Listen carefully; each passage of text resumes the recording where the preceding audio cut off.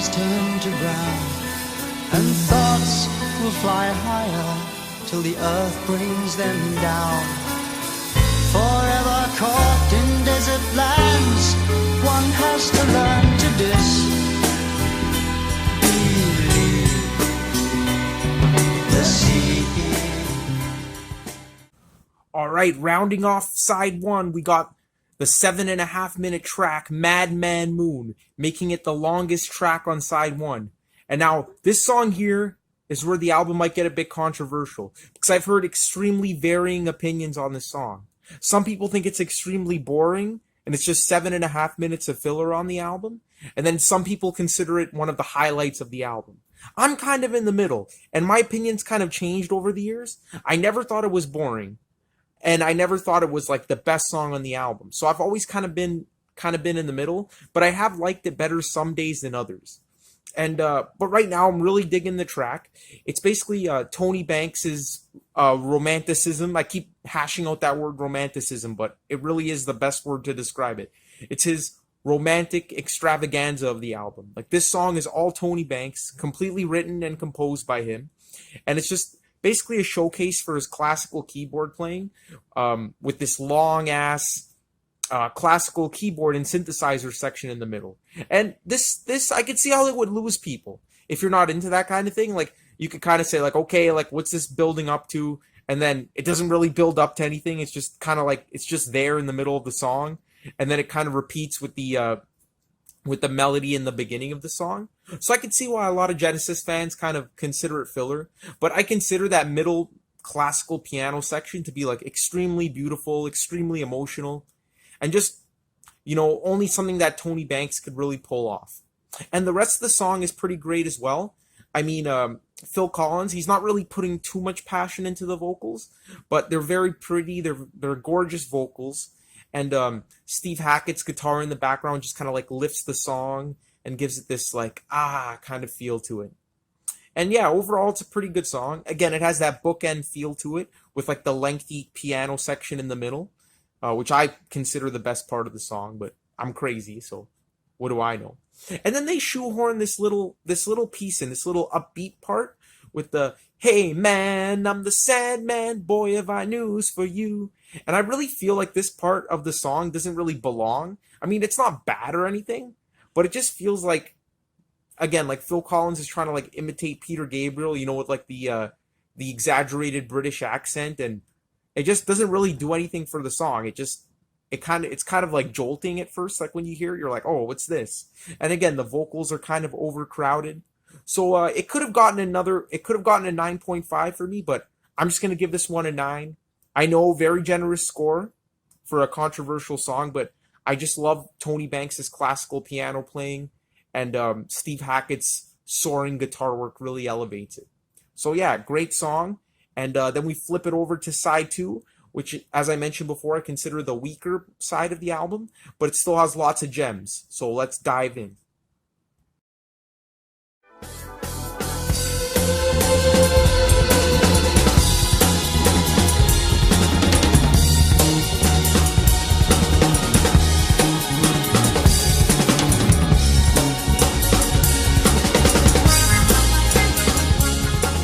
Alright guys, it's time to go on a little rant here, because coming in at track 5, we got Robbery, Assault, and Battery. Never have I had such bipolar feelings about a song in my life. Like, I love and hate this song at the same time. And it's just one of the strangest, most, you know, just one of the weirdest feelings when you want to love a song, but you just can't. Because there are, oh my god. Okay guys, let me just go on a little rant here. Robbery, Assault, and Battery. It's a 6.5-minute track, and this song here, it's Tony Banks trying to replicate the humor of Peter Gabriel. I mean, it's just, and it fails on every level. I mean, it's not funny. The main melody of the song isn't engaging. It's just Phil Collins, poor guy. I bet if he wrote the song, it would be hilarious. But the Tony Banks lyrics are just, they're so terrible and they're so cheesy, and like, they don't come across as funny. And Phil Collins trying to do that exaggerated, you know, British accent and like changing voices based on different characters like Peter Gabriel used to do, just comes off as just such a lame attempt at trying to like cash in on Peter Gabriel's like theatricality. And I mean, this song is it starts off so bad. Let me just say that much. It just starts off so uninteresting, so uninspired. And I hate to say it about Genesis, but I got to keep it real, guys. So the first time I heard this song, you know, I wasn't digging it. I was hating it. And then at the 2:35 mark, oh my God, all hell breaks loose. From the 2:35 mark to about like the 4.5 minute mark, Genesis just comes in with this phenomenal instrumental section. I mean, top notch, selling England by the pound level Genesis instrumentation with crazy synth solos, fantastic jazzy drumming, just ridiculous bass lines, like organ, like all kinds of amazing things. Like there are certain parts of this that sound like it could be on the cinema show, for God's sakes. One of Genesis's instrumental highlights. And it just takes you by surprise because the song is just, it started off so bad, so corny. And then they just shoehorn in this incredible instrumental section. I mean, what were they thinking? They should have saved that for a better song and should have just made this like a short little 3-minute track. But no, like that instrumental section is just ruined by being shoehorned into such a mediocre track. And again, I feel so bipolar about it because I love that instrumental section, but I hate like the vocals and like the main melody of the song. So I don't know what to do. I mean, like I would give that instrumental section a 10 and I would give the rest of the song like a 6. So I don't know. Let's meet halfway and I'll give it an 8. But yeah, tell me in the comment section below. Am I exaggerating? I mean, am I the only one that feels this way about the song? Because no one seems to really like mention that. So let me know in the comment section below. But yeah, Robbery, Assault, and Battery. One of the strangest songs. And like a love-hate relationship. And I guess I don't hate the song, but it's just such a shame that they put in this incredible fusion-y instrumental section in like probably the worst Genesis song until Who Done It on Abacab. So yeah, that's Robbery, Assault, and Battery. And yeah, tell me what you think.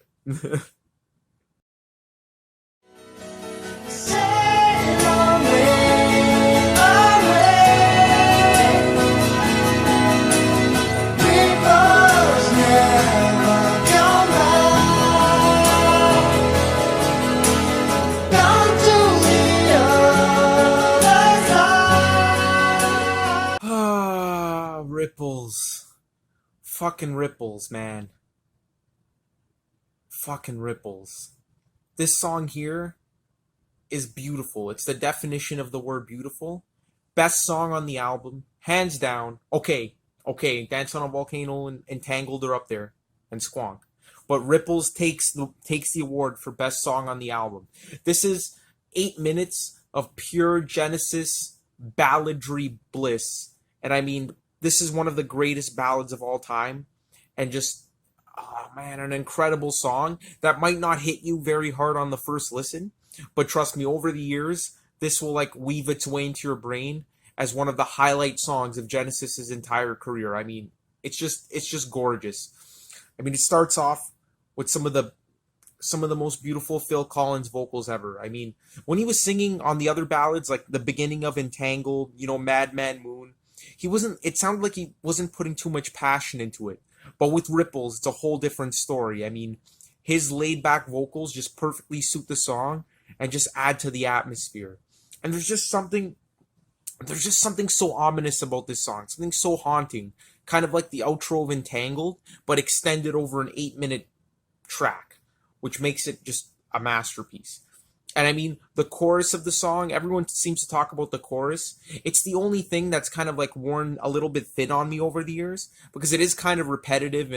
But you know what? I got to look at this from like a first listen point of view, and it's a gorgeous chorus. It's a beautiful chorus. It hits a lot of emotional highs. But for me, it's all about the verses. I mean, they're so sad, so melancholic. And the lyrics on this song are definitely the highlight of the album. I mentioned I wasn't too big of a fan of the lyrics, but on Ripples, they're actually really good, about lost youth and, you know, mourning wasted time, like ripples kind of like extending over a lake. They'll never come back. You can't get those times back. It's just a really meaningful song. And we all know what makes this song the masterpiece it is. The 4-minute instrumental section in the middle is just, or I think it's about 3 minutes.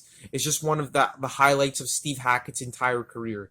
I mean, his playing, it kind of sounds like slide guitar, kind of like has like a violin tone to it, with Tony Banks's classical keyboard playing acting as the bedrock of the song. Steve Hackett's guitar work over it is just the most ominous and haunting thing you could ever imagine. And it just builds and builds. And it just reminds me of Firth of Fifth with Steve Hackett's guitar solo. It's just one of those incredible Steve Hackett moments. One of my favorite moments of his entire career. Right up there with Firth of Fifth. Right up there with the musical box, the ending of the Lamia. All those highlights. This is right up there. And I mean, I love how the song has like this beautiful bookend feel, where like after that incredible middle section ends, it comes back in with a chorus, and it just fades out, and you're just left speechless. It's 8 minutes of pure bliss, pure Genesis bliss. And I mean, I was tempted to give this song a 10 out of 10, but I'm just going to stick with a 9.5 out of 10, just because the chorus is kind of like it's good, but it is a little bit too repetitive. But now I'm really, really nitpicking. So if you want to give it a 10 out of 10, go ahead. That's totally fine by me, because it deserves it. But yeah, Ripple's definitely the highlight of the album. The beast was gone and a voice was heard. They got no horns and they got no tail. They don't even know of our existence. Am I wrong to believe in the city of gold that lies in the dim distance? Okay, then we get to track 7, the title track of the album, A Trick of the Tail. And this song here, I don't know what it is. It has this charm to it. Like if you really like analyze it, it's not that great of a song. It's just a simple like catchy pop tune with like a loungy feel, a nice like doo-wop backing vocals and everything. And there's just really not much to it. But I don't know, there's just something about it. It's kind of like a guilty pleasure. It's definitely one of the weaker tracks on the album, but it has this chorus that's just so infectious. It's so catchy. And it has this charm to it. So yeah, Trick of the Tail, there's not much to say about it. It was them trying to really make another hit single, like I Know What I Like in Your Wardrobe, something like that. But I don't think it ever really like picked up. So yeah, that's really all there is to say about it. It's just a catchy, short doo-wop kind of song on the album with some some cool loungy sounding verses and a nice bopping chorus. So yeah, pretty cool song. I was gonna give it a 7.5, but just over the years, for this song not to like get old for me, I gotta give it an 8 out of 10 because it stood the test of time. And a lot of other like poppy tunes, like I Know What I Like in Your Wardrobe and things like that, kind of like wore off a bit on me. But I still like that song better than Trick of the Tail. But my enjoyment of this song has been pretty constant over the years. So yeah, I think an 8 out of 10 is pretty fair. So yeah, pretty good track. One of the weaker ones, but not bad.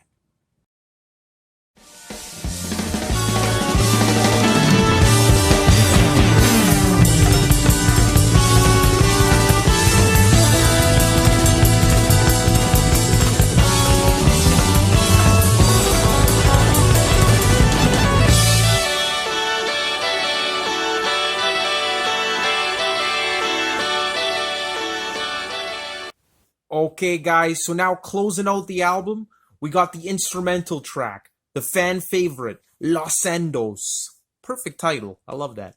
And I have a lot to say about this song here because a lot of fans really seem to consider this to be like the best song on the album. And although I love it, it's a great instrumental, fantastic. I just think it just falls a bit short of all the praise it gets for a few reasons. But first, let me just dissect the song. So it starts off with this nice kind of like atmospheric buildup, and then all hell breaks loose. I mean, Phil Collins' jazz fusion drumming is at its epitome on this song. Kind of sounds like so tribal yet so complex at the same time. Kind of like an African, kind of like if Phil Collins grew up in an African tribe and he mastered that style of music. And the bass line is pounding, and you got that epic grand finale sounding synthesizer with the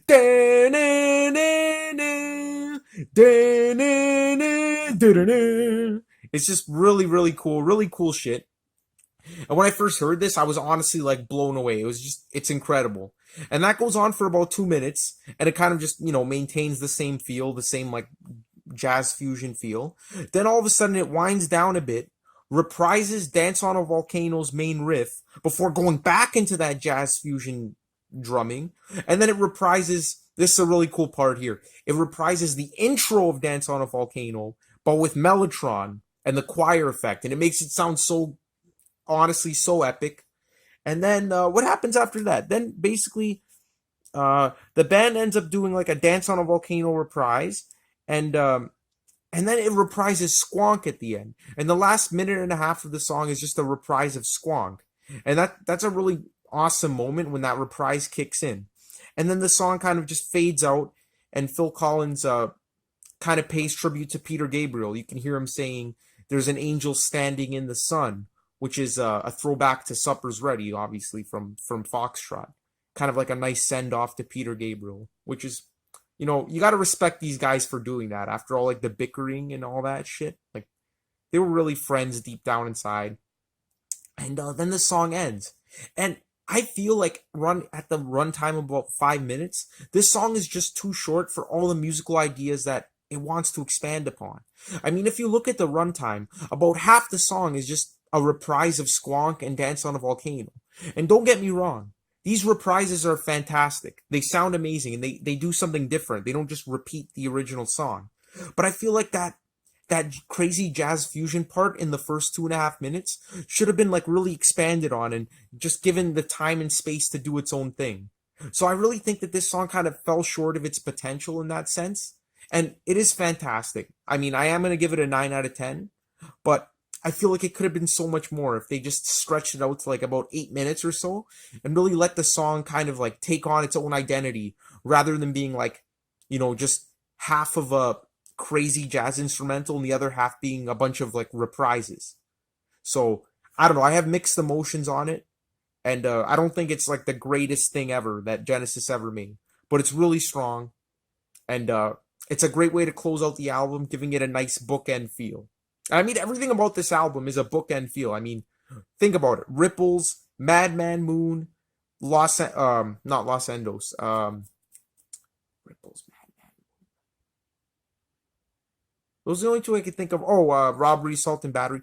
They all kind of like follow that formula with like the vocals kind of bookending the song and like crazy instrumentals in the middle. So they really went with that theme pretty strong on the album. And yeah, I guess that concludes the review. I mean, A Trick of the Tail, as I mentioned, on like the second tier Genesis albums, the ones outside of like the Peter Gabriel era, it's definitely like one of the best. Right up there with Duke, right up there with Wind and Wuthering. And it's arguable which one's the best. It's debatable, but this is a really strong contender for the best Phil Collins album. So in summary, as I mentioned, it's not a perfect album. It's pretty much perfect, but in the context of Genesis, it does have like weak lyrics. It doesn't have that, that sense of adventure that a lot of the other Genesis albums had. But for what it is, they executed it perfectly. I mean, there's just so many highlights, so many fantastic moments. I mean, Ripples. It's worth the price of admission alone just for Ripples. But throw in Dance on a Volcano, Entangled, Squonk, Los Endos, and you just have like a masterpiece album. So thanks again for watching, guys. And join me next time when we follow up on this album with Wind and Wuthering, which was kind of like the follow-up Genesis album, released in the same year, 1976. Really interesting shit. So thanks again, guys. Take it easy.